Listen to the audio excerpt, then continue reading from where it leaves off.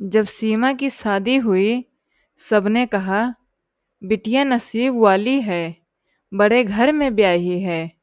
पर किसे पता था वो घर सोने का नहीं, आंसुओं का कैद खाना निकलेगा।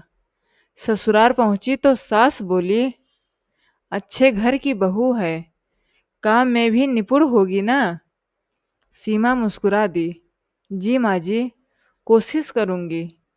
पर कोशिश भी गुनाह बन गई। सुबह से रात तक बर्तन, कपड़े, झाड़ू, और अगर जरा देर हो जाती तो सास के शब्द तीर बन जाते। पति, वो तो बस चुप दर्शक था, हर चीख पर चाय की चुस्की लेता, जैसे कुछ सुना ही ना हो। एक दिन सीमा थक गई, पर टूट नहीं पाई।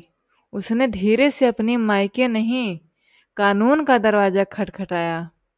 ससुराल वालों को लगा बहू डर जाएगी, पर इस बार सीमा ने कहा, डर अब आपको लगेगा, मैंने खुद से नाता जोड़ा है। कभी कभी औरत की खामोशी जुल्म को बढ़ा देती है, पर जब वो बोलती है तो जुल्म की दीवारें गिर जाती हैं। सीमा जब ससुराल छोड़कर निकली तो लोगों ने कहा, अब कौन अपनाएगा इसे। तलाकशुदा औरत की जिंदगी तो खत्म हो जाती है। पर सीमा ने मुस्कुराकर जवाब दिया, मेरी जिंदगी अब शुरू हुई है। उसने छोटे बच्चों को पढ़ाना शुरू किया और अपने दर्द को ताकत बना लिया। हर महीने थोड़ा थोड़ा बचाकर एक छोटा सा महिला सहायता केंद्र खोला, जहां वो उन औरतों की मदद करती जो कभी उसकी तरह चुप थी, टूटी थी।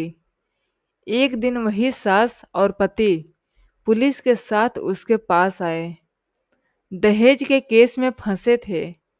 सीमा ने उन्हें देखा और कहा, मैं बदला लेने नहीं, बदलाव लाने आई थी।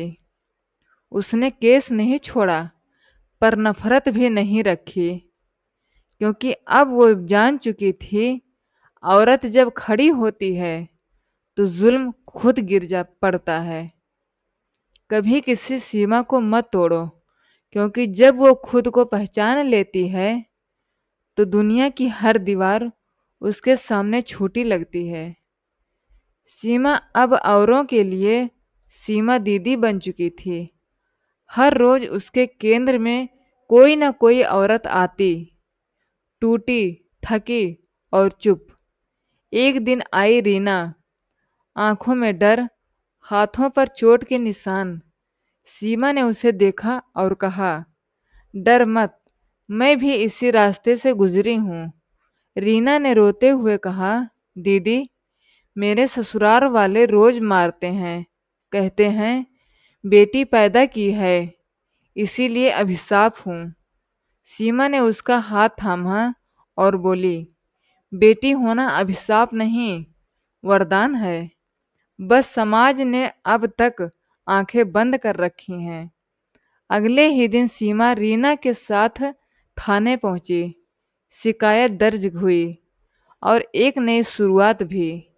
रीना अब उसी केंद्र में काम करती है जहां उसने पहली बार अपने जख्म छिपाने की कोशिश की थी।